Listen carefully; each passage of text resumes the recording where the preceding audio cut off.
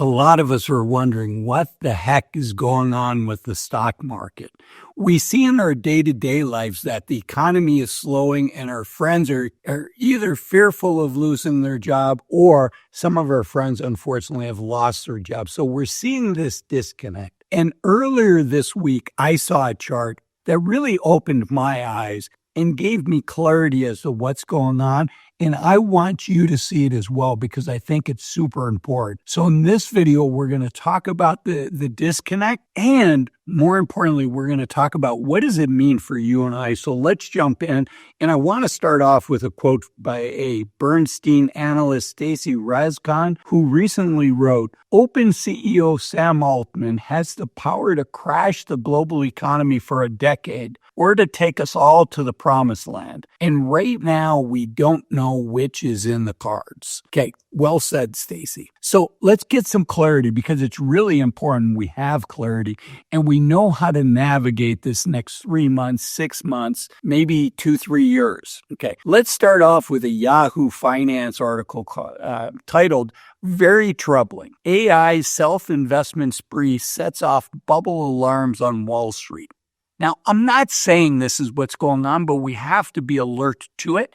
And again, I'm going to come back and put this all together for us. Okay, the Yahoo Finance article says circular investments have existed since the inception of the AI market. Microsoft helped fund OpenAI with $19 billion worth of investment since 2019. Amazon invested $8 billion in AI startup Anthropic across 2 separate investments in 2024. And the companies at the center of the artificial intelligence boom are investing billions of dollars in one another. And analysts say that is increasing the entanglement and is adding to the risk of the potential of an AI bubble. And then the article goes on to quote a professor from Cornell that says, if something goes wrong, then the effect flows through the system rather than being isolated. Okay, so that's the background. And we've seen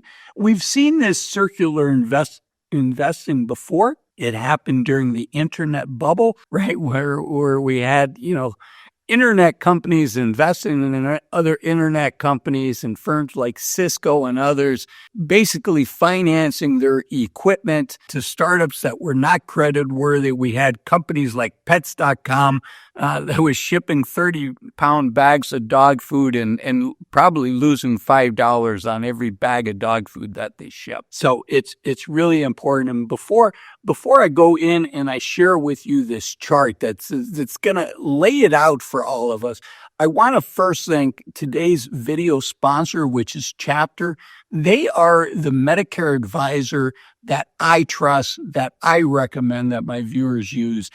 Each year we get in the United States, we have a chance to reevaluate the Medicare plan that we're on. And it's super important that we do it because healthcare costs, even once we're on Medicare, is one of the largest expenses for most of us. And the option to look and say, is the plan that I'm on this year the right plan for me next year, is really important. Medicare is not static. A lot of things change. Which doctor you get access to, which hospitals, which pharmacies are preferred. The list goes on and on. You may have a new prescription. The prescriptions you do have might be classified differently next year, so they're going to have different copays. Really important to take the time to make sure the plan you're on this year is the plan that's right for you next year. And the time to do that is right now during annual enrollment period, AEP, which for 2025 runs October 15th to December 7th. You can reach Chapter at this link before. And importantly, the reason I agreed to partner with Chapter is really 3 reasons. The first is their services are free for you and I to use. The second one is they save their average client almost $100 a month, $1,100 a year. So it's worth your time to make this phone call. And the third reason is the most important reason. And that is if you are on the right plan today for next year, they're going to tell you that. And that's what I want for you. I want a group of experts that's going to bring their expertise to help you make the right decision Again, you can reach Chapter here. Pro tip, they're about to get busy. You can call them at this number here. And thank you, Chapter, again. Okay, so let's look at this chart. This is by Bloomberg. And of course, the company at the middle of this chart is NVIDIA. And remember, I'm going to get into what all of this means to us in a minute. But basically what's happening is, NVIDIA made this, $100 billion investment into OpenAI. And then OpenAI is making these other investments to other firms. You can pause the video and look at this, but it's beginning to look very much like things did during the dot-com bubble burst. Now, things are different. The profit margins, the incremental cost of delivering for an incremental customer is much higher now than it was during the dot-com bubble, right? The potential profit margins right now, all these companies are running at very deep losses, probably with the exception of NVIDIA, with the hopes that eventually, they're going to remake the world. So is the stock market overvalued? Well, it sure as heck isn't cheap, right? If we look at two of the indicators I like, one's called the Buffett indicator, and you look at the value of the U.S. stock market divided by the U.S. GDP. And unfortunately, that's at an all-time high. And Warren Buffett once called it the single most important indicator to look at. The other one is by a professor, Yale professor. His name's Robert Schiller, and it's called the CAPE ratio, the cyclically adjusted PE ratio. And it looks, the earnings of a company bounce around. So he looks at the 10-year average and says, what are people willing to pay for $1 of earnings from companies? That's basically what a price to earning ratio, a PE ratio is. But he buffers out that volatility by looking at the 10-year average. And I believe that it's either at an all-time high or it's one of the highest that the market has ever been. So those two factors would say the market surely is not inexpensive. But that doesn't mean it's overvalued. Those two things are inconsistent with one another. Just because it's not inexpensive doesn't mean it's overvalued. The promise of AI is one of the largest line items for any company cost is labor. And if we can automate the labor, not good for you and I, it's not good for jobs, but it is good for the people that still have jobs. Hopefully their productivity goes up and they can get paid more. And it could be very good for companies as their profit margins could double, right? A company that has a 7% profit margin and can cut out enough labor to bring an extra, let's say their labor is 25%, they bring that down to 15%, that could double their profit margins. So potentially a very strong tailwind, but also potentially something that could be, if we get it wrong, if this is a bubble, it could be very damaging. Remember, a lot of people, it's been a while. It's really been since the start of the pandemic, since we've seen a meaningful decrease. We saw about a 20% decrease in 2022, I believe it was. It's been a couple years now. But my experience, having been a financial advisor for over 20 years, is people generally can weather a 20% drop. In fact, a lot of people will say, buy the dip, buy the dip. It's when it gets worse than that. It's when it gets worse than 20% that people begin to have angst. And for things to go from slight worrying and I don't like it to make the pain stop. And then unfortunately, if they're not careful, they can become a forced seller in a down market because they just want that pain of the market going down to go away. And they say, well, I know it's going to continue to go down and I'll buy back in at the bottom. And boy, that can be a costly mistake. That can erase 10, 20, 30, 40 years of hard work and good decision making. So we want to get ahead of that.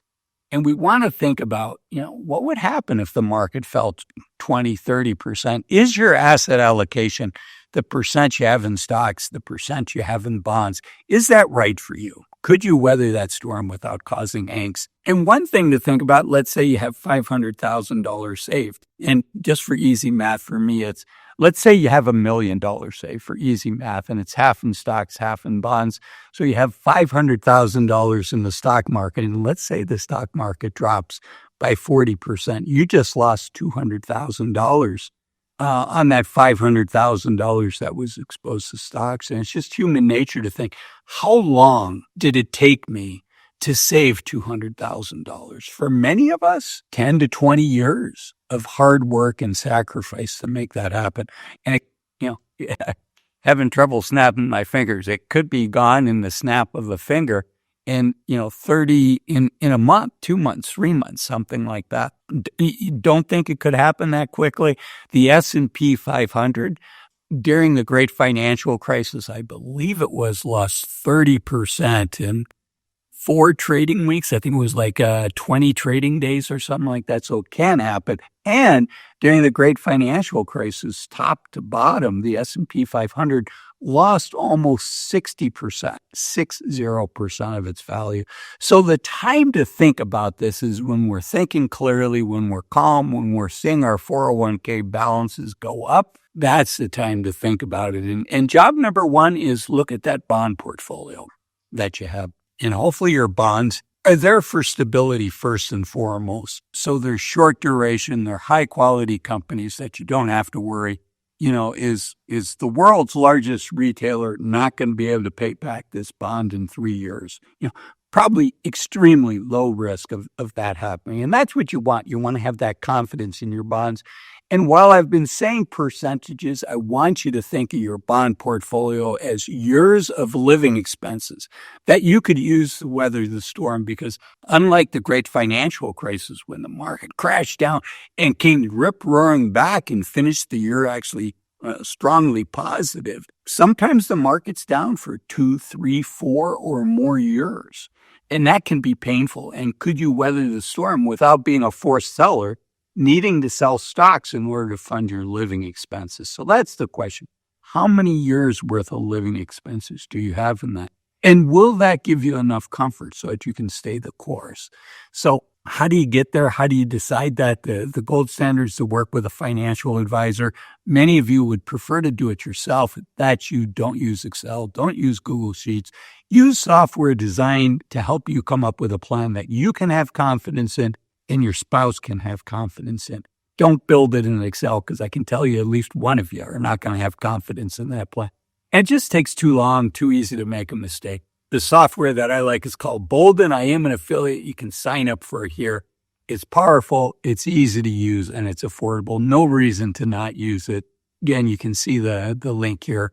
I am an affiliate, so you'll be supporting the channel. And then the last thing I have a request if you've made it this far. And that is, if you like these videos, give me a thumbs up. Think about subscribing. Think about sharing the video, leaving a comment. The YouTube game has changed. And you doing those things help send this message out more broadly. And if you like the topics that I talk about and how I talk about them, I do have a free newsletter. You can sign up for it here. My clients used to pay thousands of dollars a year for my insights, and I'm sharing them all free with you. And my best insights I leave for my newsletter that you can sign up for here. And a super important thing for all of us to think about next is, yes, our asset allocation is important, but it's also, when do we hang up our cleats? When do we decide it's time for us to retire? Because unfortunately, we're not going to live forever, and we're not going to stay healthy forever. And that's why I made this video up here. Why waiting to 65 to retire might be a big mistake. Thanks for watching this one. Bye-bye.